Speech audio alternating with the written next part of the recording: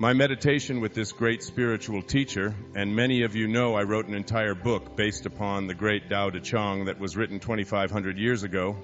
I wrote an essay on how to apply each and every one of those 81 verses. But more than that, I lived that year, 2006. I should just preface this with that. You know, about 4 years ago, I was in New York City. I was reading the New York Times before I was giving a lecture that night.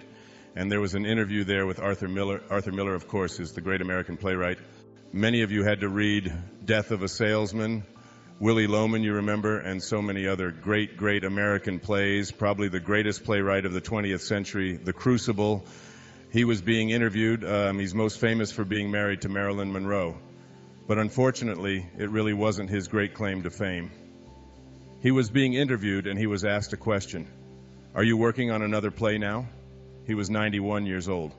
His response always got to me. His response was, I don't know, but I probably am. Does that resonate with you like it did with me? What it meant to me was he had an awareness. People who get to a certain level of awareness and consciousness, they begin to realize that there's a big difference between motivation and inspiration.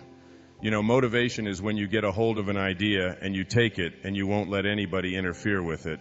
You take it to wherever it's going to go and no obstacles are going to stop you. We say that's a highly motivated person.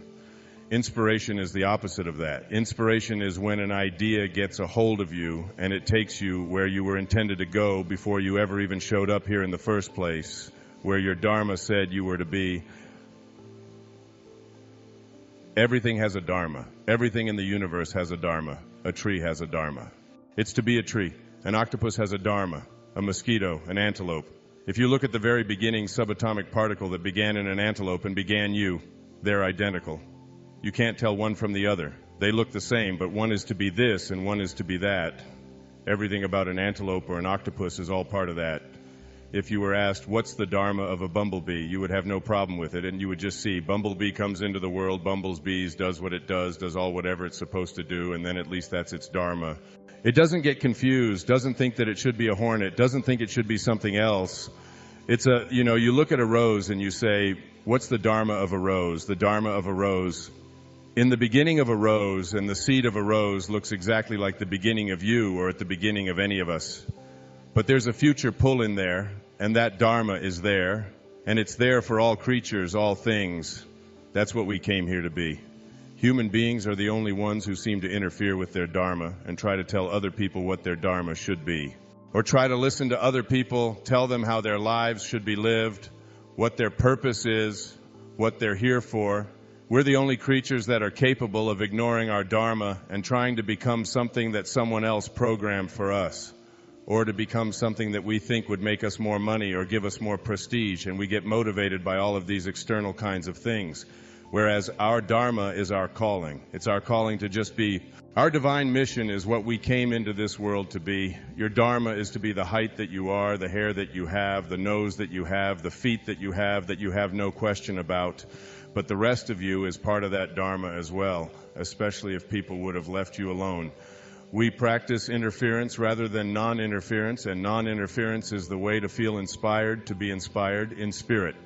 So the middle part of this course is really a look at the excuses that we've used. And in doing the Tao and living the Tao, what I did was I would take each of the 81 verses and take 4.5 days on each of the verses. That comes to 365 days. That was the entire year. That was just living the Tao, trying to understand it, trying to grasp it. And what it taught me was some of the things I'll be speaking about in a few moments, about how to think, how to change the way you think about your life. But what it didn't teach was how to eliminate long-held thinking habits, which are the habits that I call excuses and excuses be gone. So it was an interpretation of the Tao.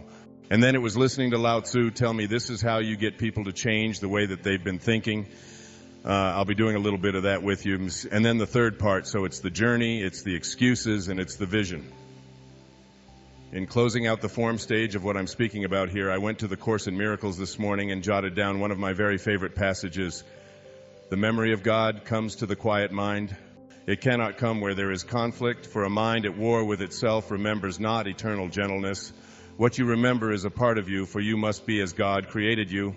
Let all this madness be undone and return in peace to the remembrance of God still shining in your quiet mind. It's the remembrance, and the only way you can come to that place is through the quiet mind.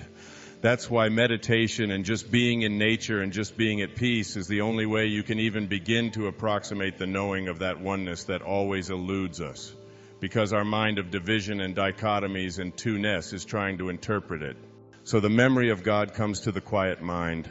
Remember, it cannot come where there is conflict, because if you come to approach God, Spirit, the Tao, Source, whatever you want to call it, if you try to approach it with conflict, and God or the Tao were to respond to you or conflict, perfect oneness would be eliminated. Perfect oneness cannot recognize two-ness or division. It can only recognize oneness. I jotted these notes out because your idea of wanting to be healed, your idea of wanting the conflict to end, because any idea that you have is not of God because there's conflict in it, God does not know how to respond to it. To respond to it would give it reality. If God were to respond to anything other than the perfect oneness that God is, there would no longer be perfect oneness. So when you pray or meditate or go into that space of looking for guidance, remember how St. Francesco said it. You didn't say, please give me some peace. I don't have peace. Everywhere I go, I don't have peace. Please, God, give me some peace. I'm in conflict about peace. Well, he said, make me an instrument of thy peace and let me remember to be like what I came from. Let me remember the highest place within myself. And then you always shift out of the conflict and into that state of oneness that I was speaking about. Okay, I want to move into ambition. So the four concepts I wanted to talk about in the journey are from ambition to meaning, where we came from oneness, nothingness, silence, devoid beyond particles, to ambition. Ambition is what happened when you popped out and your parents held you and you looked up at God and said, great work, God. We'll take over from here. My assumption is that everything and everyone has a Dharma. If we would stop interfering with that Dharma, then all that we needed to be would be handled for us. If we let ourselves, as Lao Tzu calls it, if we let ourselves be lived by it instead of attempting to live it and interfere in it. So here's the first quote. Ambition. Ambition is what happens when we take on the ego. It's when I use the acronym edge God out, ego. We edge God out or source out. We push it aside, and remember, for the first 9 months, there was nothing for us to do, nothing at all. We just allowed, and then we decided that we would take over. We took on what Ramana Maharshi called a false self, this ego, and this ego is really the source of virtually all of our problems. Here's what Maharshi said. He said, all unhappiness is due to the ego. With it comes all your trouble. If you would deny the ego and scorch it by ignoring it, you would be free. And what is this thing that we call an ego? I'm going to do a short reading here. This is my writing in the new book. The ship we and those responsible for our parenting often disregard that our destiny and all that we need to fulfill our Dharma is built into us. With good intentions, we're seduced into becoming a self that is diametrically opposite to our authentic self. Imagine a creature proceeding through its developmental journey in form on Earth, learning and believing that it is something other than what it came here to be.